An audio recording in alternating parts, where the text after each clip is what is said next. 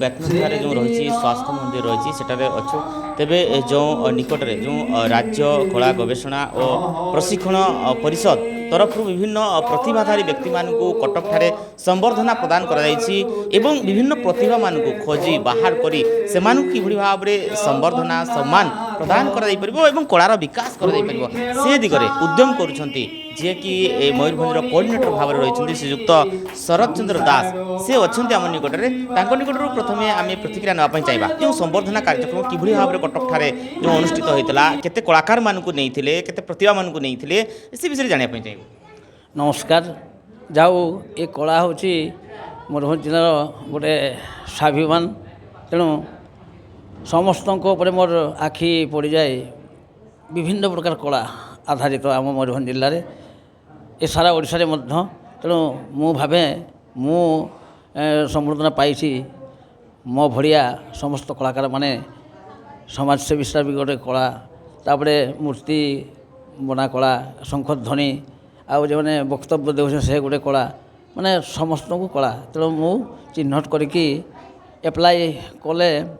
से संबर्धना से मैंने पाती आउ जे अब नियम हूँ जे पहुँची पारा ना एबसेंट है कोऑर्डिनेटर माध्यम संबर्धना से पाती तेणु मु ए गाँ गहली मन खुशी पाई ये शास्त्र मंदिर में आसली तेणु सार से मो गुरु आज आज संबर्धना दे पारी तेणु ए मन खुशी पाई शास्त्र मंदिर गोटे उत्सव कर पकाए निजे निजे तेणु मोर भी इंटरेस्टिंग बढ़ी जाए और जो मैंने शुणती से मैंने भी ये दिगरे ये राज्यकला दिगरे निहाती आवेग हो पाइपड़े निश्चित भाव में शुणुले कि भाव में श्रीयुक्त शरद चंद्र दास प्रकाश करते कि भाव में जो प्रतिभाधारी व्यक्ति मानक कलार अधिकारी मानक से खोजी बाहर करी जो संबर्धना प्रदान करने सम्मान प्रदान करने से दिगरे उद्यम जारी रखी कलार कि भाव विकास हो पार प्रतिभार विकास हो पार से दिगरे कार्य कर तेज आम सहित से जड़े प्रतिभाधारी व्यक्ति अच्छा जी कि दक्षता कलापाई प्रतिभा से संबर्धित होती कटक ठारे संबर्धित होती निकट में निकट संबर्धना पत्र रही निकट सीधा सड़क आम जानापी चाहिए सर कौन कहवाई चाहिए जो किभଳି भाव में ये जो आपणकर संबर्धनार यात्रा ये जो प्रतिभार यात्रा एवं कटक ठारे संबर्धित होगा ये विषय जानापी चाहिए। मो ना सोमनाथ पाणिग्राही मो घर बालेश्वर स्थित रेमणा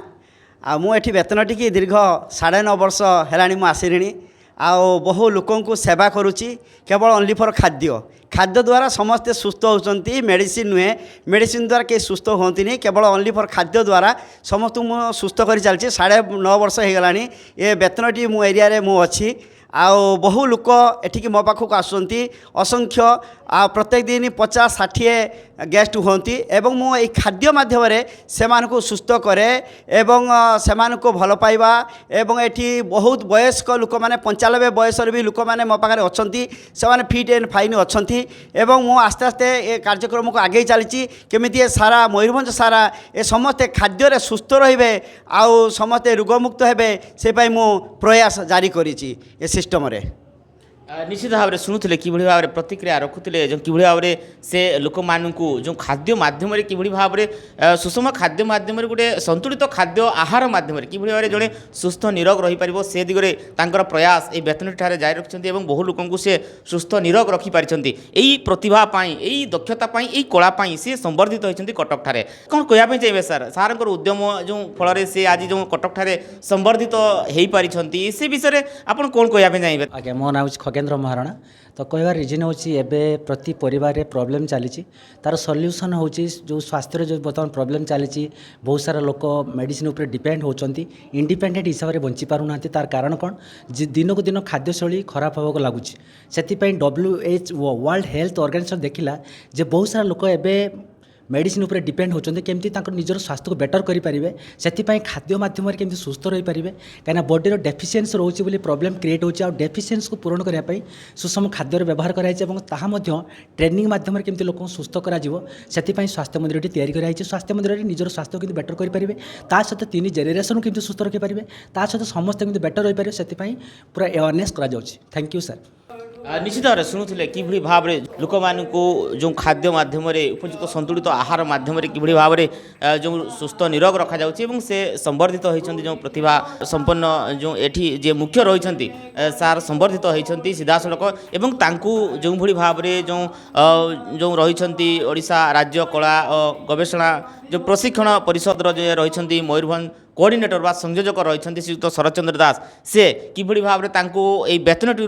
नहीं कि कटक ठारे तांकू संवर्धित करि से किभली भाव में संवर्धित होती से विषय सीधासलख प्रकाश करुले। मयूरभंज जिला बेतनटी गतिकृष्ण महांत रिपोर्ट ओडिशा संकेत टीवी।